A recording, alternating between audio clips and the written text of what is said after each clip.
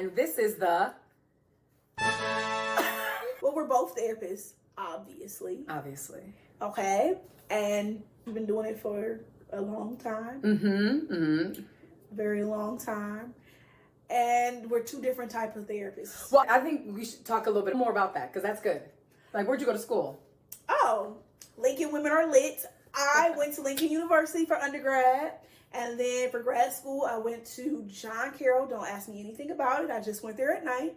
And I've been a licensed therapist, since 2014. Okay. And I got a lot of experience with kids, some experience with adults, experience supervising, and some experience being a therapist in the pandemic. Okay, yeah. So I went to Miami for undergrad, and I was an education major.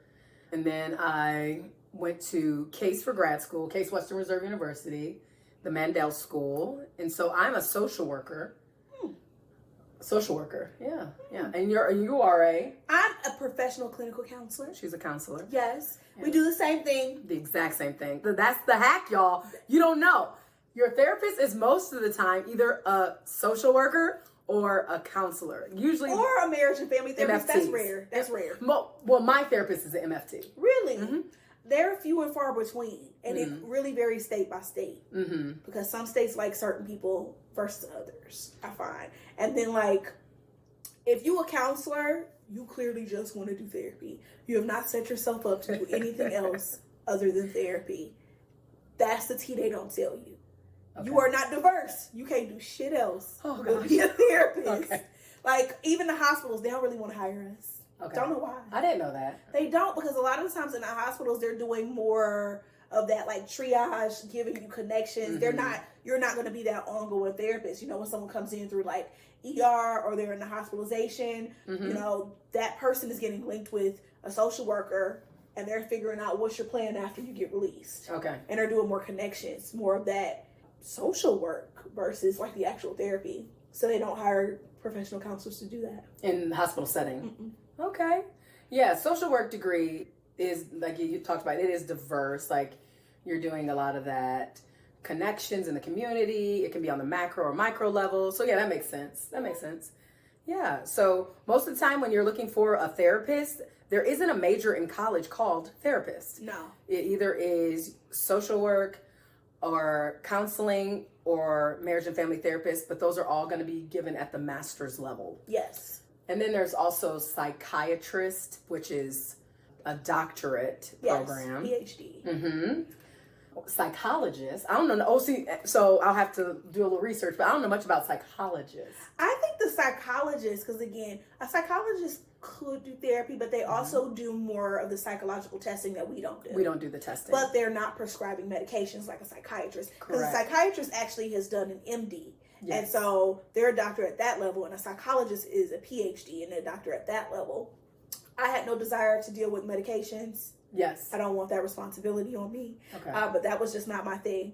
And then state by state, you know, the biggest thing or difference between a psychologist and what we do is that psychiatric testing, and then obviously our salaries. We're not paid the big bucks like a psychologist is paid.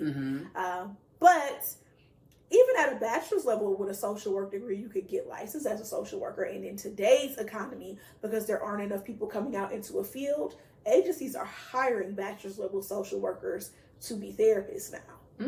That is something that is new on the horizon. Versus to be a counselor, you have to get a master's. Most people start out with a degree in psychology. You are not going to do shit with a degree in psychology. You can work at Starbucks with a degree in psychology. You can do a lot of things with a degree in psychology. You can do a lot of things that don't pay you well with a degree in psychology. I know, because I have a degree in psychology. You're out the gate, the plan was to go to grad school. Yeah. I never was disillusioned to think, I'm going to get this bachelor's in psychology and then I'm going to leave and the world is going to be my oyster. Right. No. Thank you, Lincoln, for teaching me that. My professors did not leave me high and dry and say, oh, you're going to be good. Right. It was always, so what's the plan? So it wasn't that Pollyanna idea like, oh, this is going to work out. No, it wasn't like that. Not at all. Like, in senior sim, we were talking about next steps. Okay. By the time I got to my senior year, I had a professor who was calling me, you haven't done the internship, sis. What are you going to do next? Like, on my back. Right. Because they knew you have to have next steps with a degree in psychology. You know, we're training you to be a clinician. We're training you to do all these things that you're not capable of doing with this piece of paper. You have to get the next piece of paper. So, thank you, Lincoln. That works. That works. Yeah. What's next? Well, what kind of therapist would you say you are? That's a good question. I think that question can be answered by the population that I like to work with. Okay. What population do you like to work with? I like to work with people in transition. I really think that's a great population to work with. I think that there's so many different mini and major transitions that people make in their lives, from leaving college. Those people love it. People transitioning in and into or out of marriage. I like working with those people. I like working with people that got a new job, lost their job, like any type of where are you going next, what's coming next. I like that space. So you're like come on, it's gonna be okay. It's gonna be therapist. Actually, it's gonna be okay. I think that's partially because I do use a person-centered approach in my work. And then I also like strengths-based. So what you still got left? You know, you might feel like there's nothing left, but not necessarily like toxic positivity, but like I want to help you figure what else is going to happen. I like that. I like that. I would say I feel like I'm your girlfriend's favorite therapist. Like I just feel like for me personally, because I've had like a broad spectrum, I know things I don't like to do. I do not like to do couples. Not my thing. I like couples. I'm not doing couples. Don't come to my office. I like couples. I'm not doing it because within the first 5 minutes of y'all being there, I can already. Y'all know y'all need the divorce. I know y'all need the divorce. Oh boy. Why y'all gonna pay me for the next 6 months so y'all can just get divorced? That I feel like I know that a lot of times, and at least that's just been from my experience with couples thus far. And it's not, well, maybe you just a trash therapist. No, like by the time the ones that I have gotten, they've coming in so broken. Y'all came too late. There's nothing we can do. And I think I don't mind that space. I don't mind that space of it being like, okay, this is really over, but we'll probably like have to figure out what next. I think that that's another transition for you. That's a transition, but there's also healing in that, in what's still left. Yeah. So is it going to be an amicable process towards separating? Is it going to be a lot of trouble and turmoil, or is it going to be like, all right, we both know this is over. How do we move from here? Yeah. So like, I like that space. Not me. Don't like couples. Okay. My favorite population, women. I feel like I love working with women like 18 to like death. Okay. I love just working with women. And I feel like that's a population that gravitates towards me. Whenever I get clients, it's usually women that are just wanting to go ahead and be honest with another woman in the way they don't feel like they get to be with the women in their lives. Because, you know, you kind of let it out in this private space with your therapist. And a lot of times I've had clients kind of feel like I'm just paying for a friend to listen to me. And I'm like, well, not necessarily. You're paying for the expertise as well, because your friend is not going to go ahead and give you the feedback that I'm giving you from a clinical standpoint. But I feel like that's been my thing that I love to do. I've gravitated away from kids. And I can talk a little bit more about that because today's kids are not yesterday's kids. And when I started working with kids, it was a different thing. And I don't know that I'm built for today's kids. And that's why I've gravitated away from them. Okay. But women is my favorite. And I agree. I'm more of a person-centered therapist. And then I really like to do some CBT work. Okay. Don't nobody know what that means. Don't throw no therapy. Alphabet soup out. Cognitive behavioral therapy. Just because I feel like of the evidence-based approaches, that is the easiest one for any layperson to really understand. I'll tell you why. It's because that's the one that they teach you in school. That's the one that you don't have to pay extra to get. Usually, you know, when you're dealing with like dialectical behavioral therapy, you have to pay to go back and get it. You're dealing with I'm not going to know EMDR. I'm not going to know the letters. EMDR is eye motion desensitization. There's an R, rapid. EMDR. Response. What's rapid? I made that up. But I agree. A lot of those extra you have to pay for them. Specialties you have to pay for and get trained. And even I've been trained in, the TFCBT and some other ones, but even still, cognitive behavior therapy is my favorite just because I feel like my clients, they can understand it. Okay. They understand the connections that they're supposed to be making, and it's something that they can take with them and do on their own after they're done with me. Because again, you should not be with me for the rest of your life. Yeah.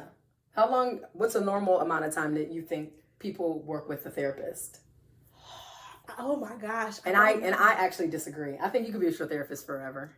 I don't want you to need me for the rest of your life. I don't want you to need me for the rest of your life, but sometimes people build really good relationships with their therapist, and that can be like an ongoing relationship that they... But does it border it to a point where now it's enabling because you're with me forever? I feel like it's a marathon, and I'm supposed to take you as far as I can take you and then pass the baton to you. Okay, so now I know you don't know anything about track and field. What? Because... That's not what that is? No, that's two different things. That's two different things. things. I don't know nothing about track, but you know. Nobody's running 24 miles with a baton in their hand, okay? That's not what that is? No. What is that? No, it's not. My bad.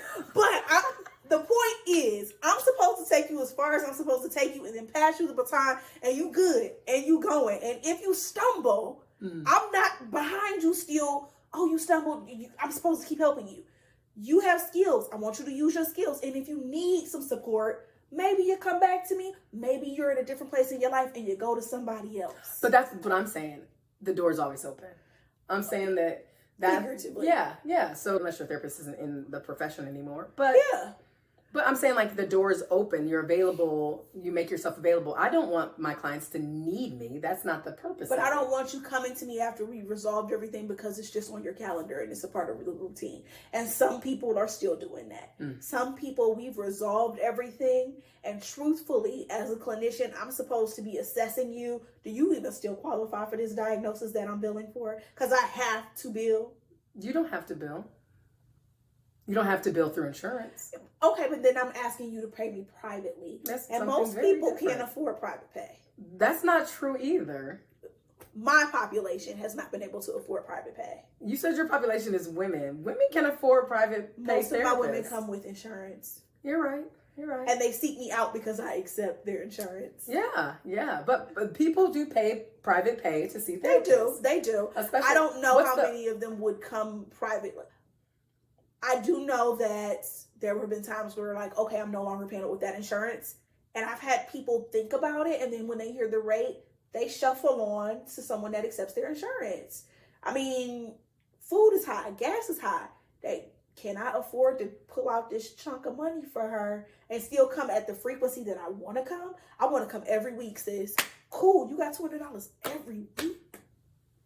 Some people do. Some people are able to afford private pay therapy. You can. But if you cannot afford to budget out $700 to $1,000 a month for me, because let's be honest. Okay. We're charging anywhere between $125 to $200 a session. Correct. Right? That's the average, depending upon the clinician and their expertise. Can you afford? In Ohio. Yes. That's in Ohio, because other states actually are billed at a much higher rate. Absolutely.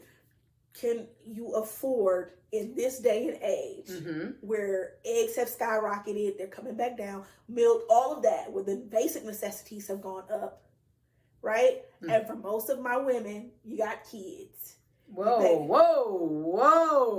A lot of I deal with a lot of moms. A lot of people, they got kids, or I'm doing a household, or they're paying for all these other things, right? And they're under this other stress. Can you afford to carve out $600 to $1,000 a month to come to see me regularly? Or do you hang on and you're coming once a month and we're trying to do a lot of work in that 1 hour once a month and it's not cutting it? Because then at that point, I want to help you find somebody in your network because you need more than I can give you. And I can't give it to you for free. Okay. All right. Do you disagree? Yeah. Okay. Yeah, I do. I think it really is about prioritizing your mental health. Yeah. I think that it, like you said, part of it is this isn't forever. So it's not that you're going to be paying $700 to $1,000 a month for the rest of your life. There's short-term solution-focused therapy that you could do. You could even make it a point to say all right, well, I know that at this point, I can only see you one time a month. That means that you, as the client, have a lot of responsibility. I've had one of those that she comes in with a list. Yeah. She comes once a month. I wasn't saying it like that. I was saying she has a lot of work to do on her end as her homework. But she comes with a list, and she comes with her pen and pad so she can write down her homework so that she can stay focused because she needs to make the most out of her appointment. Yes. Yeah. And for those people, yes, those are few and far between though. But that also comes with psychoeducation. Yeah. We have to educate our clients on how they can best utilize the services that we're providing. So I have no problem with private pay therapists. Mm-hmm. My issue is, are they helping the client to maximize their resources, which is, are you able, sometimes people are not able to have a therapist at that time. Like they're like, life is too busy. Like you said, financially, it might not be a possibility, but that's part of the work that we would do is, all right, how do we make this make sense for you? And like you said, maybe it's me helping you find somebody in your network. Maybe it's me helping you understand what a super bill is. Maybe it's me helping you find free resources because there are free therapists in the world that exists.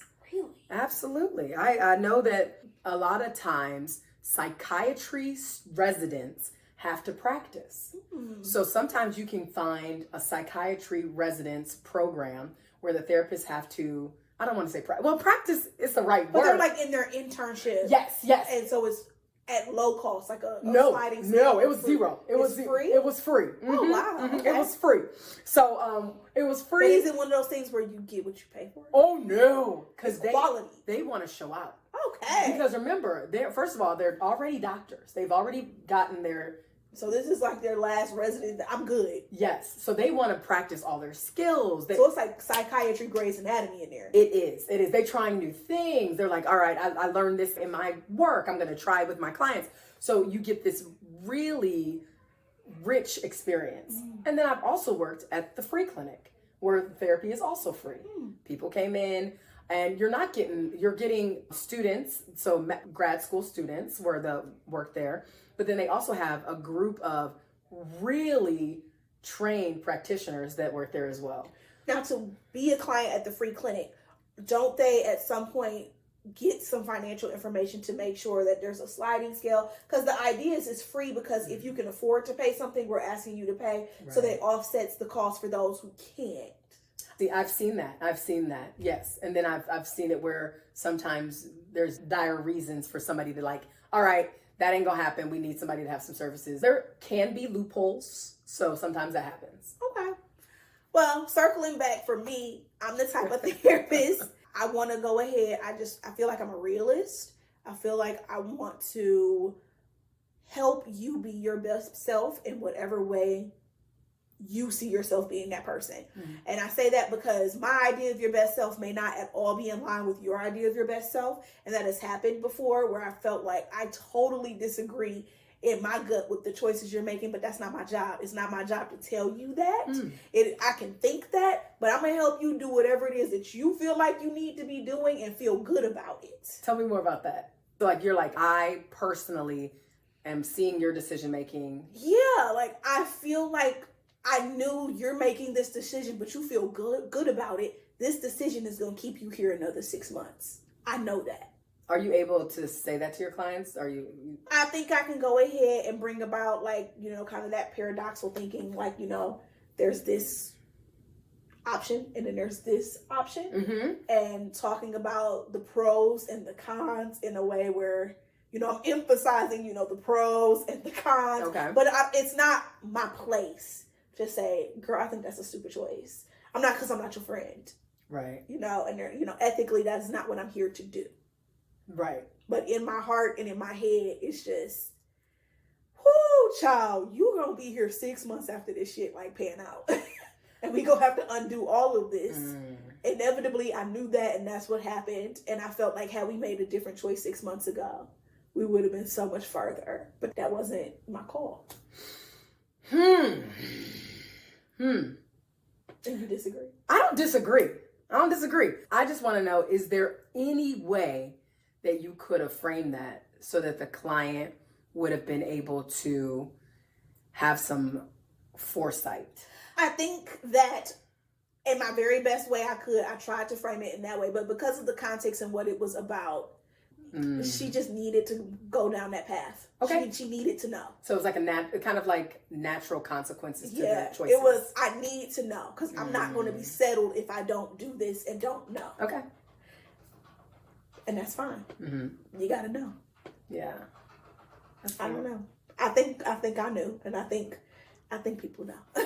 I think deep down she knew, but she wouldn't feel good unless she just tried, and that's just what it was. So it was about trying. It was like they whoever the client wanted to try it out. She had to take the risk. She had to try it out. Fair. And I think for her, she appreciated just being supported in that, because she wasn't going to be supported by anybody else in her life. And then even though it kind of fell apart, there was still this safe place that I can go back to without judgment or shame. Okay. To go ahead and process it and work through it and get to a better place, because it was a situation, had I made this same conversation with a friend or a family member, now I'm getting, I told you so, the girl, you stupid, and so many things that's not what you need in that moment to get over it. So that makes sense. She had to try it, and we had to talk it out. Now it's cool. Okay. All better? I'm sure it will be. I'm sure it will be at some point. So, but that's me. I feel like I'm a realist. I try to be as much as I possibly can with my clients, and maybe even unfiltered in a way. I try very hard to be professional, but I also try very hard to give things to you as straight as I can in as ethical a way as I can. Do you cuss in therapy? Do you cuss in sessions? Sometimes, yeah. Mm-hmm. Yes. I've never gotten any negative feedback from it. I'm not just a sailor. I'm not in there just like letting it rip. But there are sometimes needs to come of it. Like if you come and you just kind of bare your soul, and it's like, oh, it was a heavy one. Gosh. Yeah. I can't just, that seems like a lot. Sometimes I'm like, shit, thank you for telling me. I think you needed to just say that. I am team that, well, that seems like a lot. That's my team. But that's just because that's my default. My default setting is no swears in my therapeutic space. But I think that's because I was with kids for so long. Okay. I did 8 years in the school setting and a therapist. So I think that I'm on auto default, no swears. But you know what? I did keep, my kids were teens. And I was with kids, like kindergarten to 8th grade. And so my kids were teens for the most part. And so they coming in there, throwing open Miss April, and they cursing and they letting it rip and they giving it to me. Right. And like at a certain point, to get control of the space, shit, sit down. Okay. Boundaries. Yes. You can't, like, that was a part of it. And so, and just my personality, if you know me, like that's you. I'm a cursor. Yeah. But never to a place where, it's inappropriate, I would say. It's always appropriately placed. Okay, yeah. And I don't think it's inappropriate for a therapist to cuss in session. But like I said, I'm just on default mode. I just don't cuss. But that doesn't mean that I think that other therapists shouldn't or whatever. I like it. My therapist cuss. She be dropping them. She be cussing. And that's me. But I also cuss in my therapy session. As a person that's in the session, you can cuss. Like, I think we're not encouraging you not to cuss. We want you to read the room, is what you're saying. Read your client. No, if you cuss, you cuss. My therapist cuss, like I said. No, but I think I do have clients that I would never curse in front of, because enough. I'm reading the client. Yes. And I know what's off-putting to them. I know their personality. Right. And so that's probably what I mean. And that I can feel out that client to know exactly how casual this space is. Mm-hmm. Mm-hmm. So. Fair. Yeah. So, that's us. That's us. 2 Black therapists.